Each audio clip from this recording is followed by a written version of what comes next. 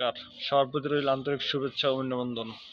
আজকের বিষয়বস্তু হলো, আপনাদের আমি একটা বাস্তব তথ্যের কথা বলছি। কেউ যদি আমার এই বাস্তব তথ্যের কথা কেউ যদি অখুশি বা অভক্তি বা তৃতীয়া বা খারাপ লাগতে পারে, ভুল ত্রুটি হলে ক্ষমা করে দেবেন, তবু বলতে হয়। আপনারা যদি এই পয়লা রমজান উপলক্ষে বাজার থেকে যে কোনো তরকারি কিনবেন, একটু যাচাই বাছাই করে বাজার করবেন। কারণ আপনি যদি মাছের দোকানে কিনতে যান, মাছ দেখবেন উপর থেকে ভালোই দেখাচ্ছে, বলবে যে ভাই মাছটা একদম 100% ভালো, কিন্তু পরবর্তীতে আপনি মাছটা না দেখে নেবেন, দেখবেন কি মাছটা খুবই পচা এবং পরে খাবার জন্য খাওয়া যাবে না, এবং পচা এবং দুর্গন্ধ, এতে আপনার আরও খাবারের অরুচি হবে এবং পেট খারাপ হতে পারে। তাই আপনারা বাজার থেকে যে কোনো সবজি বা যে কোনো তরকারি বা যাই কিছু কিনেন, ভদ্রলোকের মতো দাঁড়ায় না থেকে যাচাই বাছাই করে তারপর কিনবেন।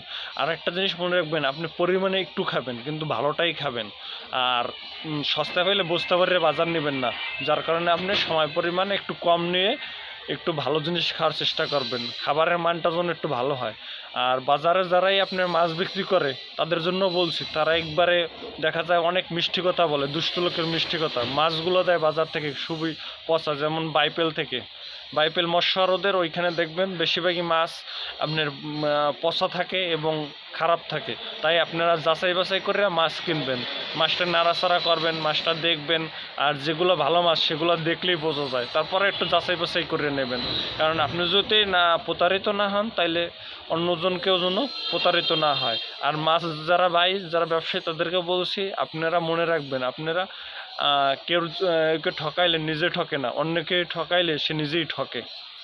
কারণ আপনি মনে রাখবেন যে আপনি তার পরিমাণে কম দিচ্ছেন বা মাছ পচা দিচ্ছেন, তার কিছুই হবে না, সে ভালোই আছে, কিন্তু আপনি লাইফটা নষ্ট করছেন। ঠিক আছে, তাই এর জন্য আপনি যাচাই বাছাই করবেন। আর আপনি আজকের আমাকে দিচ্ছেন, কালকে আপনি নিজের ভাইকেও দিবেন, কারণ এইভাবেই তো আপনারা এইভাবেই করেন।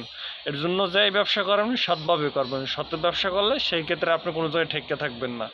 আর আপনারা যাই কিছু কিনবেন খুবই ভালোভাবে দেখা বিবেচনা করে তারপর কিনবেন।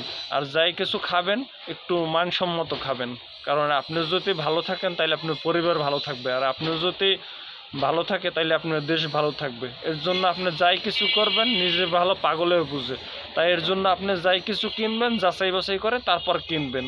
ঠিক আছে, ওকে, আল্লাহ হাফেজ।